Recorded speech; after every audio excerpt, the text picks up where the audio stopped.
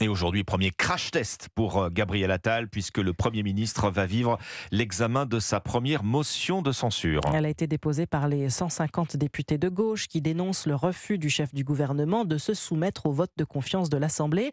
Pour qu'elle soit adoptée, cette motion devra remporter 140 voix supplémentaires.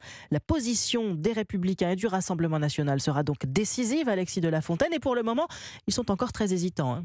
Un suspense qui doit prendre fin ce matin pour le Rassemblement national. Marine Le Pen va partager sa décision avec ses députés dans les prochaines minutes et selon les informations d'Europe 1, même si le parti de Jordan Bardella espère toujours à moyen terme une dissolution de l'Assemblée nationale, le RN ne devrait pas voter la motion de censure.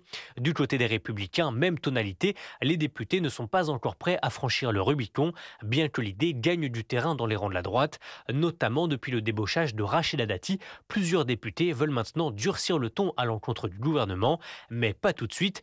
Éric Ciotti parle désormais d'une option, pendant qu'Olivier Marleix se réfléchit au dépôt de sa propre motion de censure, mais plutôt dans les prochains mois.